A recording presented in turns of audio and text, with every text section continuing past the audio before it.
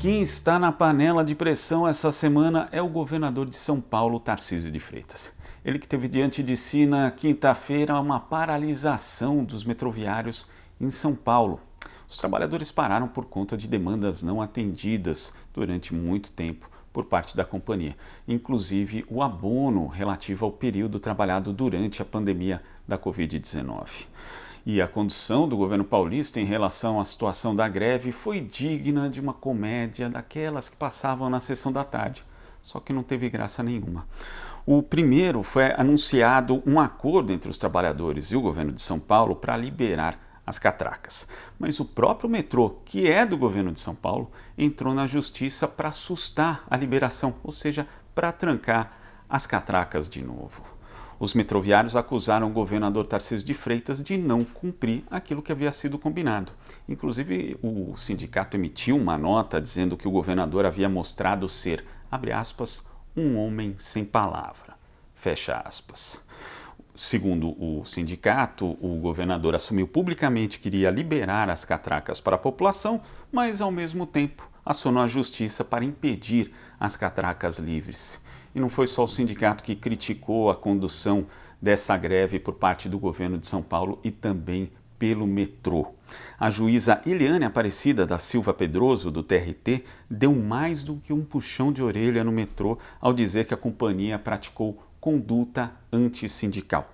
E ao anunciar que abriria as catracas para depois entrar com mandado de segurança para impedir a abertura das catracas, o metrô, segundo a juíza, expôs não apenas gravemente os trabalhadores, mas a população. E sempre que tem uma greve em serviço público, vem aquele pessoal do privatiza que resolve. Só que a gente sabe que a história não é bem essa, principalmente quando a gente fala do transporte coletivo e do transporte sobre trilhos em São Paulo. O que na prática acontece é justamente por termos algumas linhas privatizadas que recursos públicos acabam sendo drenados para a iniciativa privada e acabam não indo para o aprimoramento e para a manutenção do serviço prestado pela companhia estatal. Vamos pegar, por exemplo, o exemplo da Via 4 do metrô, a linha amarela de São Paulo.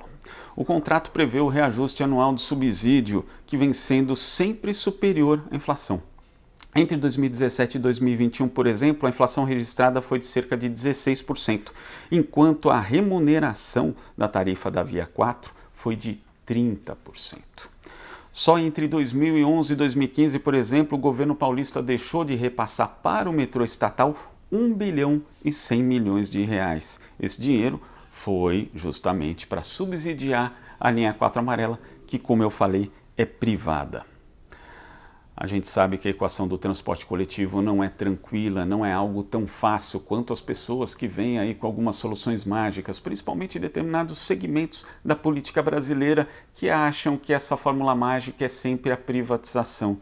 E o brasileiro já está acostumado, já vê o que é um serviço privatizado, como ele piora e como a tarifa também aumenta. Isso, como não temos aí acontecendo no próprio governo de São Paulo em relação ao metrô, quando além do trabalhador pagar, ele paga também por meio dos seus impostos. Esses recursos que vão acabar parando na iniciativa privada.